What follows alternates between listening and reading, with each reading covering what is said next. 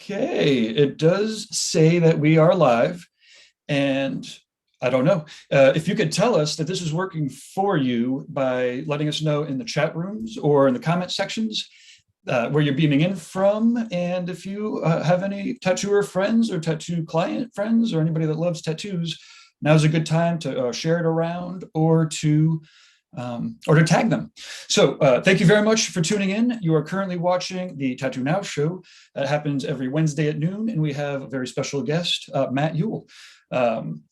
This is not a group Zoom. We do. Sorry. So welcome to Guy Aitchison's. My dog's screwing my vibe here. Welcome to Guy Aitchison's Reinventing the Tattoo community, where tattooers, apprentices, collectors, and the curious are all encouraged to join in these live streams, discussion panels, art groups. Ultimately, we're here to share and inspire each other so that we can create better art and tattoos. You might be beaming in from YouTube or Facebook or listening into a replay on the podcast. Holy Moses. Okay.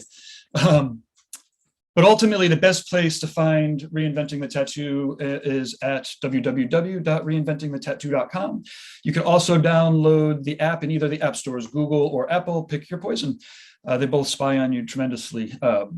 So like all these network shows, the art jams, the drawing groups, the interviews, the panels, webinars, there's so much stuff. If you don't know where to start, or if it's 2 o'clock in the morning, if you just go straight to, like I said, reinventingthetattoo.com, you'll see, well, of course, you'll see some of the courses that are available for artists and apprentices, but you'll also see a full, it's like a network. We've got 5 channels of replays going on at any given time. So you can find that on the homepage of reinventingthetattoo.com. Included in all of those replays are the staple shows. These include, well, let me just run down the list here for you. All these times are Eastern Standard Time. That's New York time zone.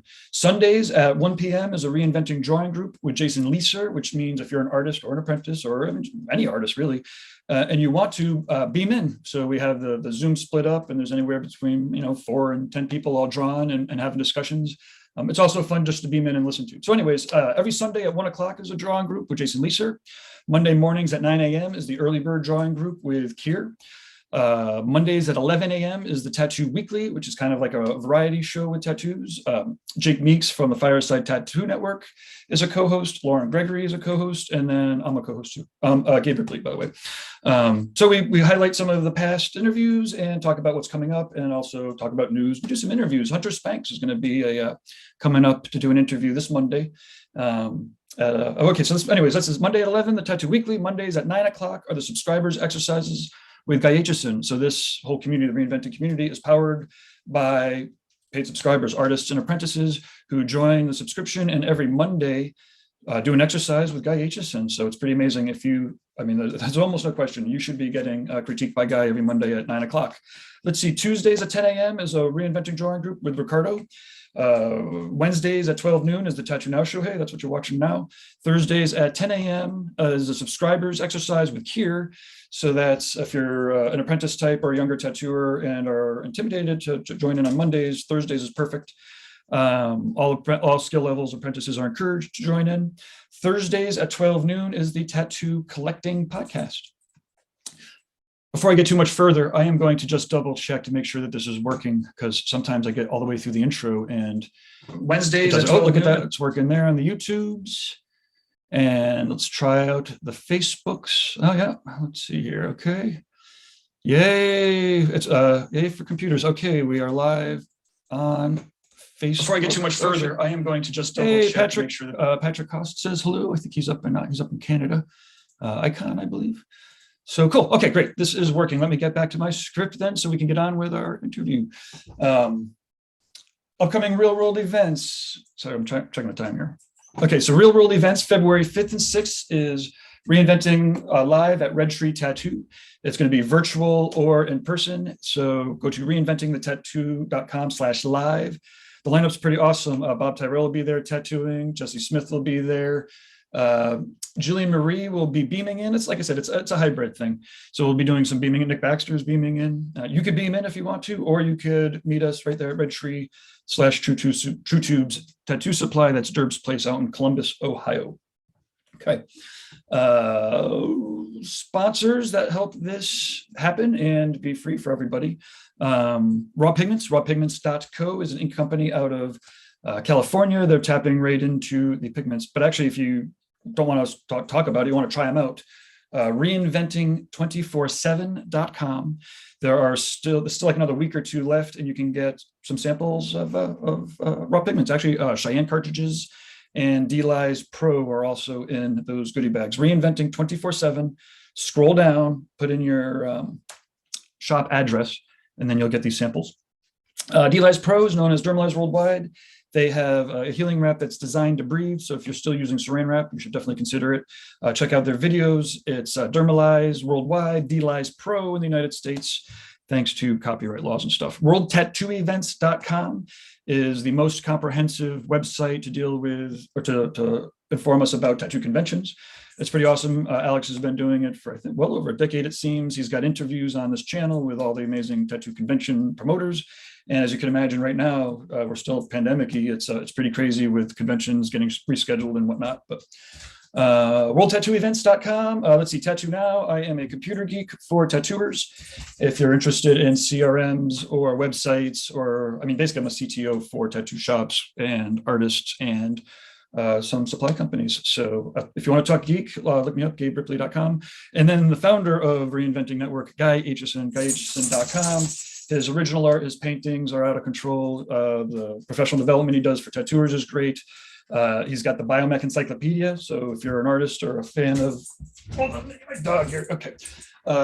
If you're a fan of bio, it's 2 tomes. It's amazing. It's like $160 maybe. It's massive, but I mean, it's got Giger in it. It's got Bernansky. It's got all the tattooers. Guys spent about 8 years putting it together. So yeah, check it out. The Biomech Encyclopedia, and do that. Okay, so wrapping this up, please leave your positive reviews on the channels. If you're on the podcast, YouTube's, wherever. Kind words go there. If you want to critique us, send it straight to management at reinventingthetattoo.com. Or if you're interested in sponsoring the channel or hosting a reinventing event, that's right, management at Reinventing the Tattoo. So usually this is where I would say I'm going to hop off and jump into the background and maybe read off some comments as the behind the scenes person, but this is the TattooNOW show. So I'm going to have a sip of my tea and get ready to introduce our next guest. Okay, I was really excited. One of his agent types contacted me like a week or two ago and hooked up this interview. It's pretty awesome. His artwork clearly will speak for itself. He is an official comedian. I went to his Instagram and I checked it out. So I'm excited to get a little bit of laughing done. He's calls himself a neo-traditional tattoo artist. And again, you'll see for yourself some of his awesome work as we do this interview. He is a TattooNOW ambassador supported by Yayo Familia. Well, I'll talk with him about it. It's at YAYOFAMILIA. He's working currently at Painted Lady Tattoo Parlor and has a big cartel. Our next guest is Matt Youl, Matt, YOUL, .bigcartel.com to purchase some of his stuff. And yeah, I'm pretty excited. He actually clicked all of the buttons on the lead up to the interview. So we have topics that we picked ahead of time and got his pictures that are awesome. And there we go. Well, Matt, thank you very much for joining us. It's always amazing to catch up with, again, inspiring tattooers all around the world. And yeah, so you're beaming in from England. Yeah, Birmingham, the UK. Awesome, fantastic. And you just got done with the tattoo, so thank you very much for... Yes, I literally just tagged one of the girls that I work with, Hope, and she's just left. Amy, who I work with, is still over in the corner over here actually tattooing. So I apologise to Amy and the customer for all the nonsense they're going to hear me talk. Awesome. Well, this is reality TV, right? Yeah. Yeah, it actually goes on TV sometimes. We've got the via the YouTubes, but I'm working on one of the Roku channels too. But so maybe we should just start off. I mean, eventually I want to talk about all of the amazing, world-classy things that you have going on. But let's just start off at the very beginning. Often when people see artists, work like yours, we'll get a flood of apprentices and apprentice types that are asking for advice and stuff. So let's skip that and just let's let people know a little bit about how you got started and if that was some of the lessons that you learned from it. I got started about 10 years ago. I I got given an apprenticeship at a place called Skinny's Inc. by a guy called Skinny Owl. But it was kind of like a bit of a baptism of fire, where I was just sort of chucked in at the deep end, rather than it being like a traditional apprenticeship. It was rather, here's the tattoo machine, go and tattoo people. It was interesting, to say the least. So now, did you hunt that down? Were you like an artist ahead of time, and you couldn't stop? Yeah, so I've always been into art, and I've always done a lot of drawing and stuff. And Dawn, who I work for now, we were sort of friends through her tattooing me for years. But I got speaking to her about sort of how would you get into the tattoo industry, and she sort of recommended me to Alan, who I then went and worked for, and then sort of Dawn asked me to come and work for her about a year into my apprenticeship. Awesome. That's pretty quick. And what year is this when you started? It was, I think it was late 2011. Okay, awesome. Yeah, very fun. And this work is amazing. It's really cool to see the different styles that you're getting in here too. And this is great. When we're done here, this is for the public, so we'll be talking a lot about clients and whatnot. But I'd love to catch you for a little bit to talk about some of the technical aspects.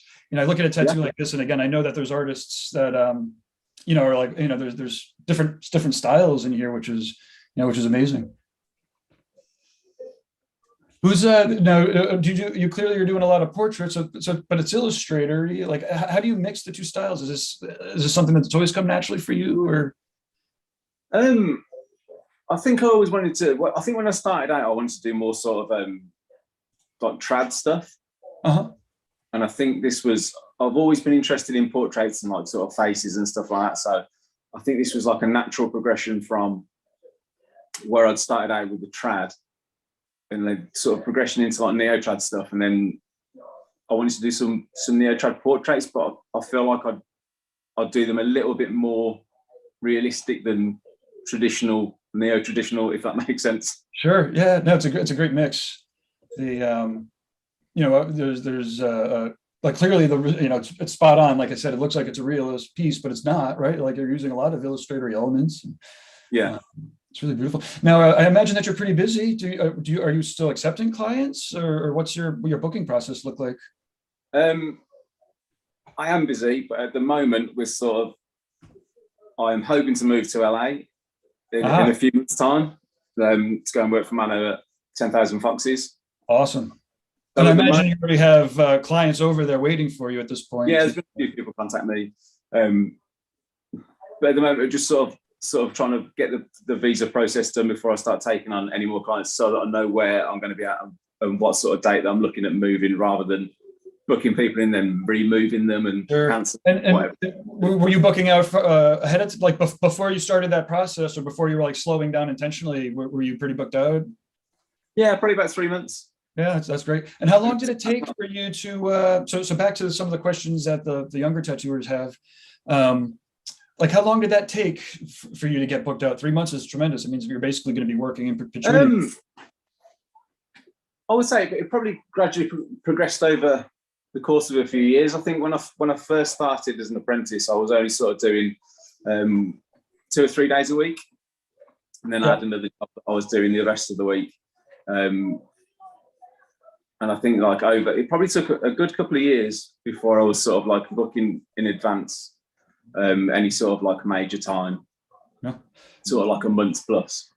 So yeah, I'd probably say at least a year, 2 years maybe. So and I mean, I guess in the long run, that's actually pretty quick. I mean, I know tattooers that I know a lot of tattooers, but I know people tattooing 5 or 10 years and are still kind of still hustling it, right? So that's definitely a good feat.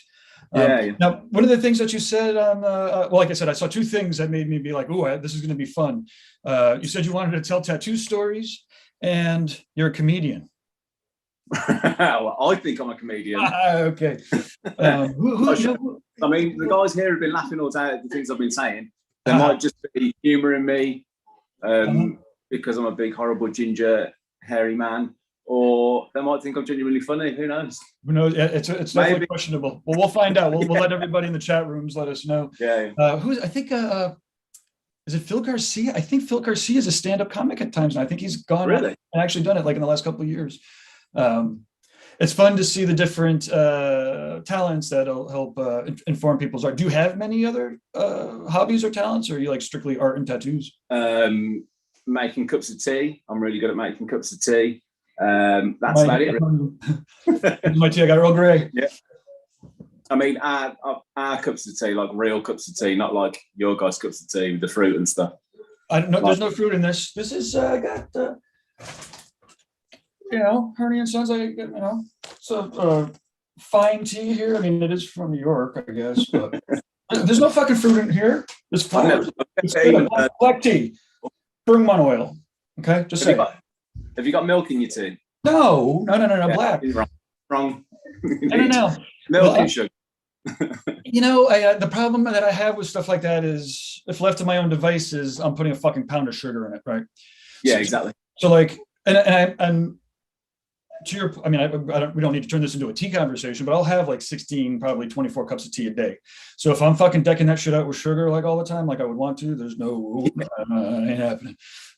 But I mean, it's funny. In one of my seminars, I'll teach, often many successful tattooers, their hobbies will inform their tattoos and their art, right? They're either like photographers or sculptors. Well, I guess those are, but even like the nature walks, right? So they'll go out into nature and they'll do the walks and they take the pictures for reference or whatever. So there's definitely been times where people have come up after and said like I want to just have a regular hobby in a life. Can I do that? And I'm like, I suppose, it's probably healthier to do that. But funny. Now, were you hitting up the tattoo convention scene before, COVID? Yeah, we were doing a fair few. Obviously, coronavirus has put a stop to a lot of things.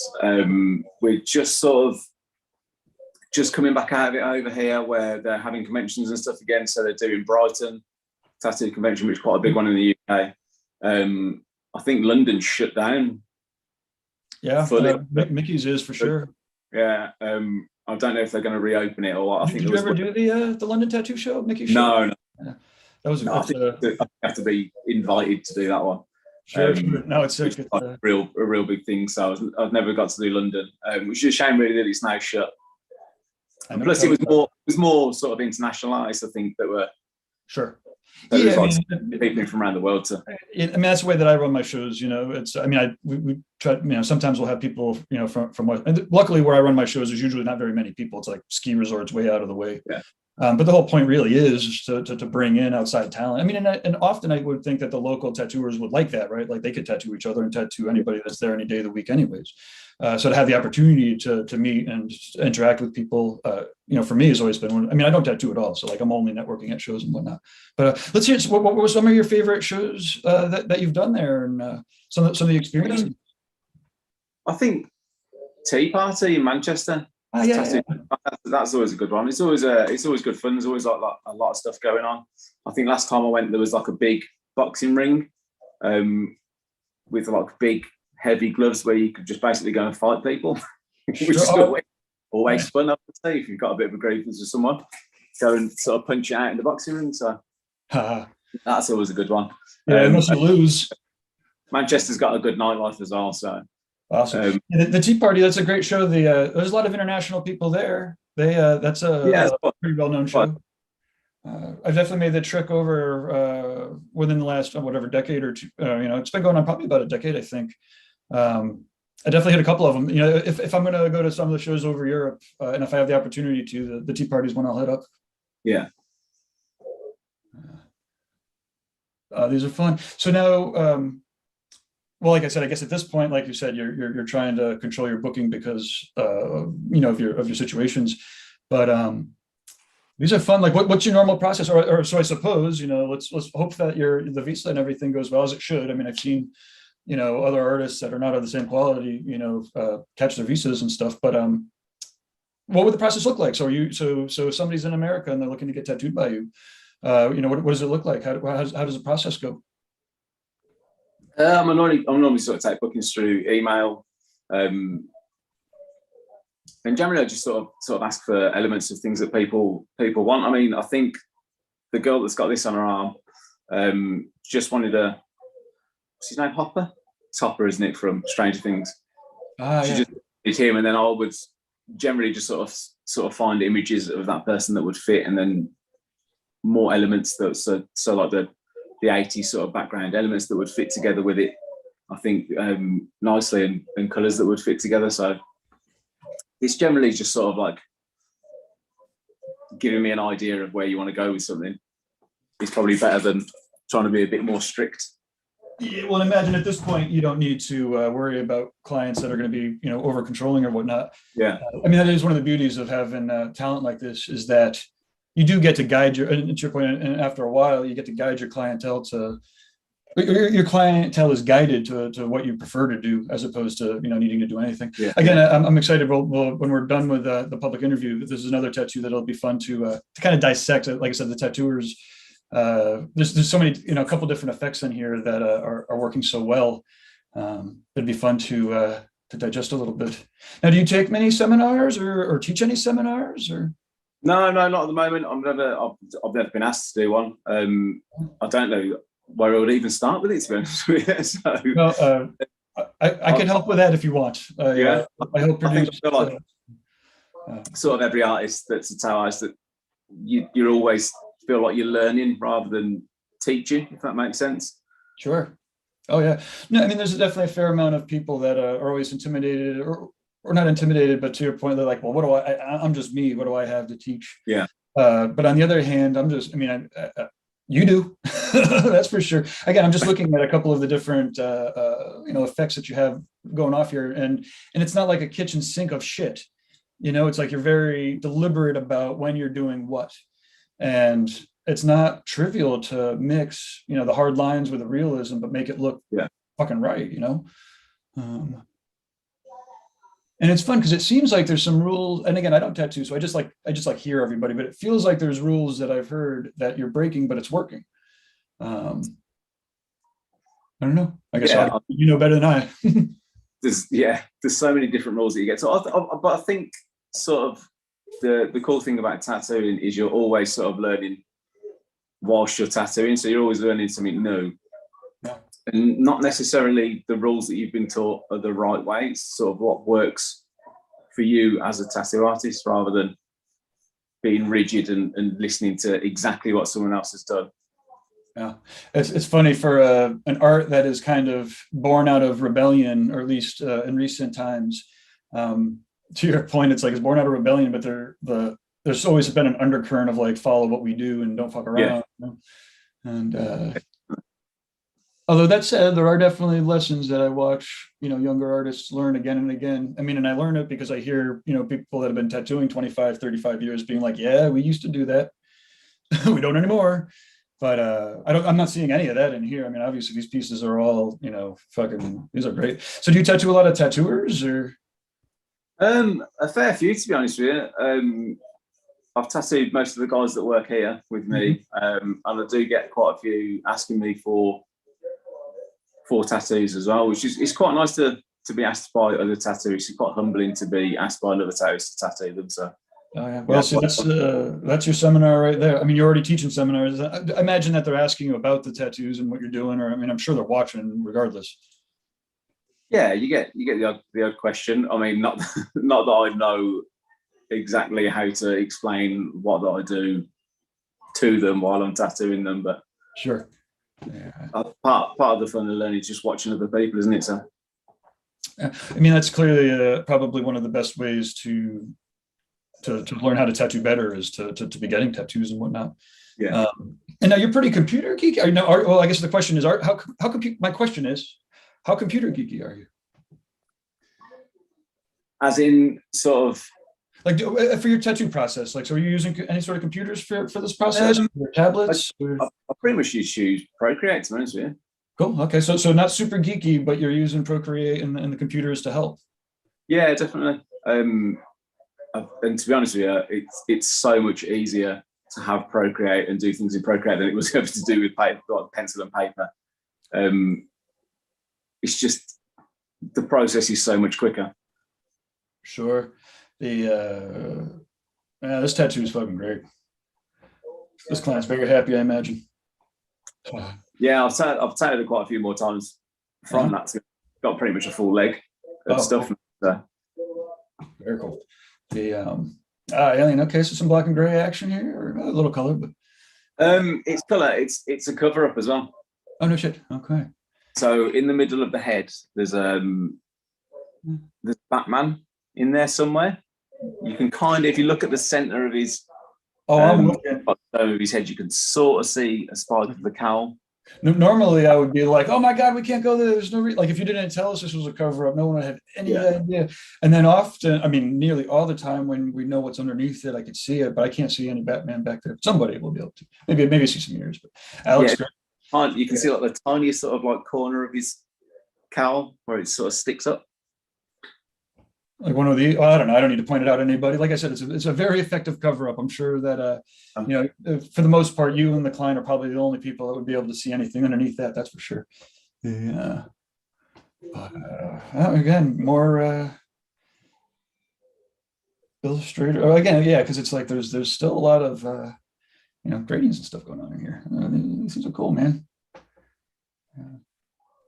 Now, do you use Procreate for this design process? So you'll bring in some of your photorealism elements, some of the stuff that you're drawing, or I guess, how do you use Procreate as part of your process? Is this something that, the apprentices, before we get into any technical stuff about poking holes, maybe if you could drop a couple hints about how you're doing some of these tattoo designs in Procreate? I